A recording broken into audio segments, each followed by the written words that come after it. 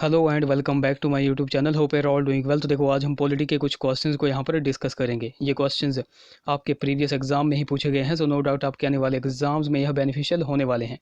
तो देखो, आपको सिंपली करना क्या है, आपको खुद का खुद से टेस्ट लगाना है, खुद को एनालाइज करना है कि आपके इन क्वेश्चंस में से कितने क्वेश्चंस सही होंगे व कितने गलत होंगे। बाकी इससे पहले हम पार्ट 7 यानी कि 7 वीडियोज़ ऑलरेडी डिस्कस कर चुके हैं।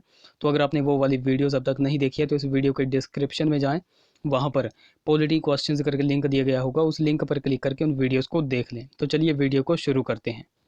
तो क्वेश्चन नंबर 146 से हम यहाँ पर स्टार्ट करेंगे। बाकी गाइज, अगर आप पहली बार हमारे चैनल पर विजिट कर रहे हो तो ज़रूर से हमारे चैनल लेट्स प्रिपेयर को सब्सक्राइब करें, साथ में बेल आइकन को जरूर दबाएं। बाकी वीडियो को लाइक जरूर करें। क्वेश्चन नंबर हमारा 146 है, विच of the following formulates the model code of conduct for the guidance of political parties and candidates.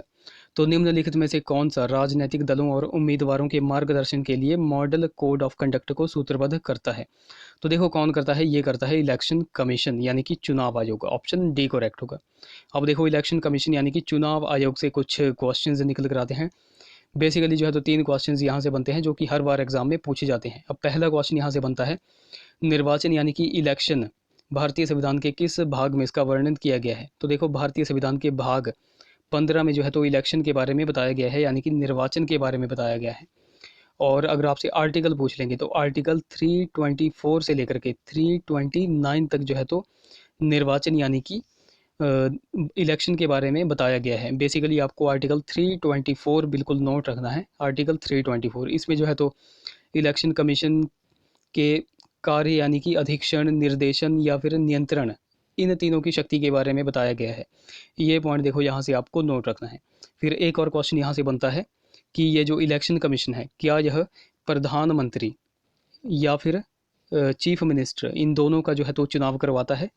तो यहाँ से बनेगा कि नहीं, चुनाव आयोग जो है तो प्रधानमंत्री का और सीएम का जो है तो चुनाव नहीं करवाता है। ये पॉइंट पहले तो आपको यहाँ से नोट रखना है। अच्छा, तो फिर चुनाव आयोग यानी कि इलेक्शन कमीशन किसका चुनाव करवाता है? तो देखो, ये चुनाव करवाता है राष्ट्रपति, उपराष्ट्रपति, उसके बाद लोकसभा, राज्यसभा और राज्य विधानसभा के सदस्यों का यह चुनाव करवाता है। ये पॉइंट देखो आपको नोट रखना है। एक और क्वेश्चन यहाँ से बनता है कि चुनाव आयोग यानी कि इलेक्शन कमीशन की स्थापना कब की गई थी? तो स्थापना की गई थी 25 जनवरी 1950 यानी कि 1950 को।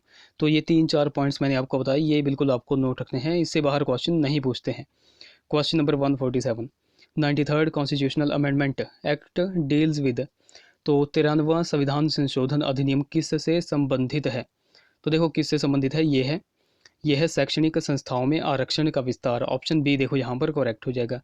और आरक्षण किसके लिए? तो पिछड़े वर्ग, एससी और एसटी। एक तो हो गए पिछड़े वर्गों के लिए, एक हो गए एससी और एक हो गए एसटी, अनुसूचित जाति और अनुसूचित जनजातियों के लिए शैक्षणिक संस्थाओं में आरक्षण का विस्तार। ये पॉइंट यहाँ से आपको नोट रखना है। अब देखो, कुछ कॉन्स्टिट्यूशनल अमेंडमेंट्स यहाँ पर हम देख लेते हैं जो बेसिकली जो है तो इम्पोर्टेंट है। देखो, पहला हम देख लेते हैं, फर्स्ट अमेंडमेंट यानी कि पहला संशोधन देख लेते हैं। तो पहला संशोधन किससे रिलेटेड है? तो ये भूमि सुधार यानी कि जमींदारी व्यवस्था से रिलेटेड है, यानी कि इसमें जो है तो जमींदारी व्यवस्था को ख़त्म किया गया था। इसको लाया कब गया था? 1951 में। फिर एक और देख लेते हैं, 18वां संविधान संशोधन, ये किससे रिलेटेड है? तो ये पेप्सू यानी कि पंजाब के पुनर्गठन से रिलेटेड है। और यह लाया कब गया था? 1966 में।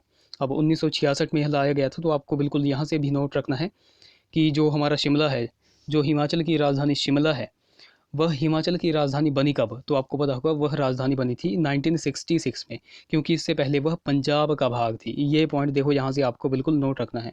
ऐसे ही आपको लिंक करके चलना है, तभी आपको बिल्कुल नोट रहेगा। फिर एक मोस्ट इंपॉर्टेंट है 42 यानी कि 42वां संविधान संशोधन।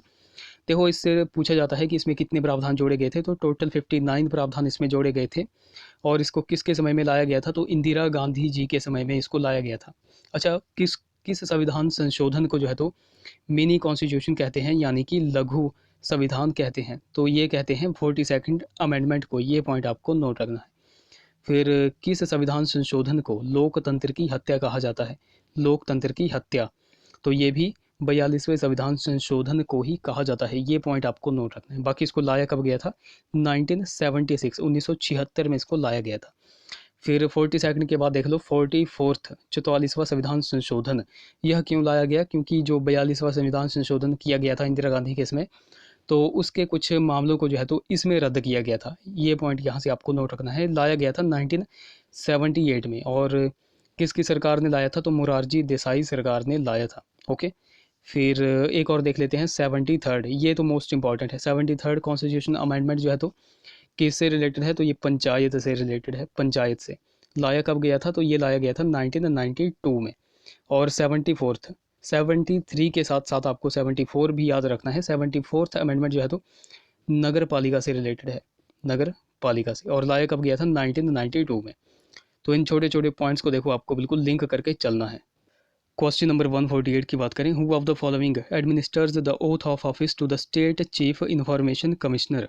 तो निम्नलिखित में से कौन राज्य के मुख्य सूचना आयुक्त को पद की शपथ दिलवाता है? तो देखो कौन दिलवाता है, ये दिलवाता है गवर्नर यानी कि राज्यपाल। ऑप्शन सी करेक्ट हो जाएगा, गवर्नर यह दिलाता है। अब गवर्नर के बारे में यहाँ पर बात की गई है, राज्यपाल के बारे में यहाँ पर बात की गई है। तो राज्यपाल यानी कि गवर्नर की चर्चा भारतीय संविधान के किस आर्टिकल में की गई है?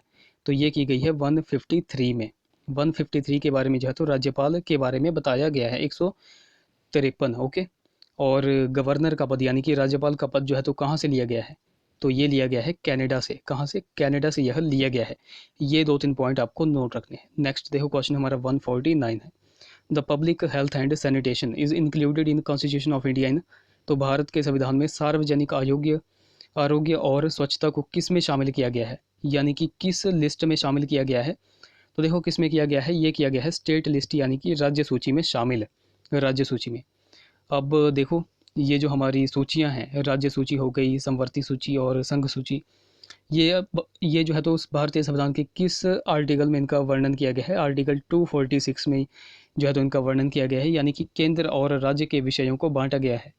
केंद्र और राज्य के विषयों को बांटा गया है राज्य सूची में, संवर्ती सूची और संघ सूची। Okay, article 246। अब जो यहाँ पर लिस्ट दी गई है यानी कि संघ सूची दी गई है, राज्य सूची और संवर्ती सूची, इनके बारे में 2-3 पॉइंट आपको नोट रखने हैं। सबसे पहले संघ सूची। तो देखो संघ सूची के विषय में, संघ सूची में जो है तो कितने विषय हैं? टोटल कितने विषय हैं? तो 100 विषय हैं। फिर उसके बाद राज्य सूची के बारे में देख लेते हैं। राज्य सूची में कितने विषय हैं? तो राज्य सूची में वर्तमान में है 61 विषय। कितने हैं? 61 आपको नोट रखना है। अगर आपसे पूछा जाएगा कि मूल संविधान में राज्य सूची में कितने विषय थे, तो मूल संविधान में थे 66, लेकिन वर्तमान में कितने हैं? 61। फिर संवर्ती सूची की बात करें तो संवर्ती सूची में कितने विषय हैं? तो संवर्ती में है, वर्तमान में है 52 विषय। बट अगर आपसे पूछा जाएगा कि संविधान की पहले जो है तो कितने थे, तो पहले थे 47। कितने थे? 47। ये पॉइंट देखो आपको यहाँ से बिल्कुल नोट रखने हैं। नेक्स्ट देखो 150 क्वेश्चन है हमारा।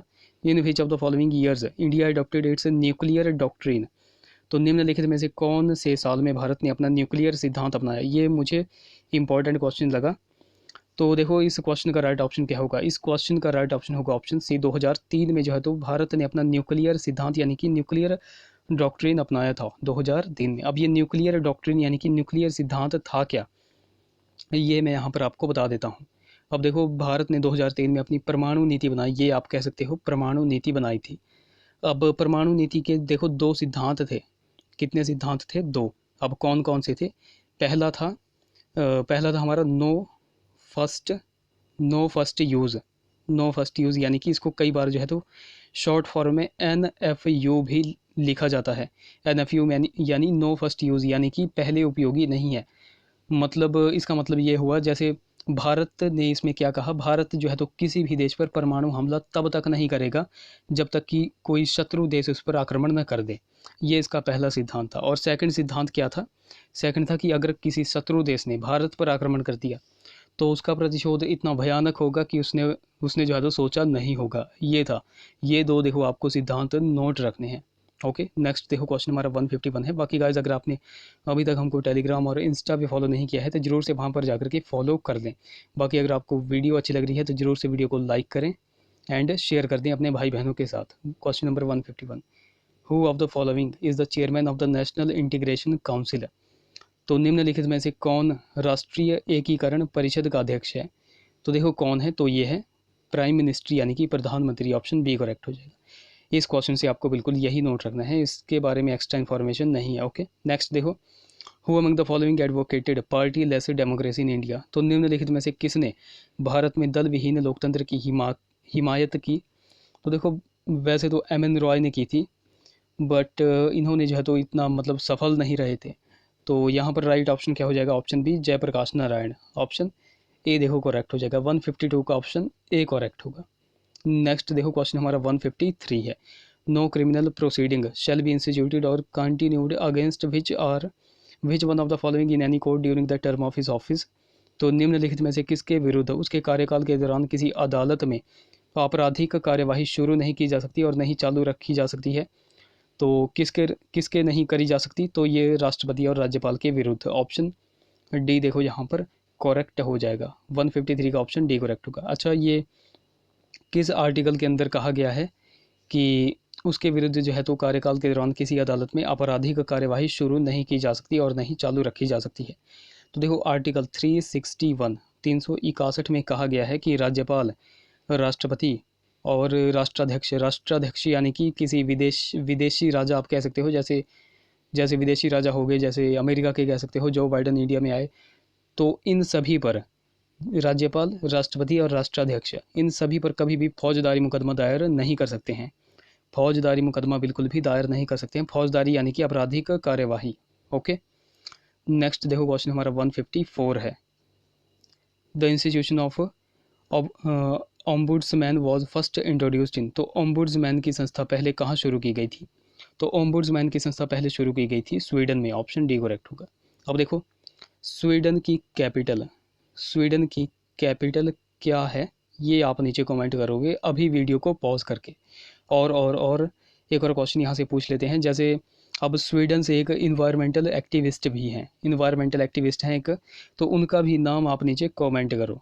ओके, ये दो क्वेश्चन हैं आपके लिए, इन दोनों का आपको नीचे राइट ऑप्शन कमेंट करना है। नेक्स्ट देखो, क्वेश्चन हमारा 155 है, the central bureau of investigation was set up by. तो सेंट्रल ब्यूरो ऑफ इन्वेस्टिगेशन किसके द्वारा स्थापित किया गया था। तो देखो, ये स्थापित किया गया था गृह मंत्रालय के प्रस्ताव से, ऑप्शन सी करेक्ट होगा। अब देखो, सेंट्रल ब्यूरो ऑफ इन्वेस्टिगेशन यानी कि CBI, इसकी स्थापना की कब थी। तो इसकी स्थापना की गई थी 1 अप्रैल 1963 में इसकी स्थापना की गई थी। अच्छा, इसका हेड क्वार्टर कहाँ पर है, तो न्यू दिल्ली में इसका हेड क्वार्टर है। और वर्तमान की अगर बात करें CBI वर्तमान डायरेक्टर जनरल कौन है, तो वर्तमान डायरेक्टर जनरल हैं सुबोध कुमार जायसवाल। ये पॉइंट भी आपको देखो नोट रखना है। ओके, तो गाइज ये थे हमारे कुछ क्वेश्चंस। आई होप वीडियो आपको इन्फॉर्मेटिव लगी होगी। अगर वीडियो अच्छी लगी है तो जरूर से इस वीडियो को लाइक करें, शेयर करें, चैनल को सब्सक्राइब करें, साथ में बेल आइकन को जरूर दबाएं। तो चलिए मिलते हैं अब अगली वीडियो में। Till then take care.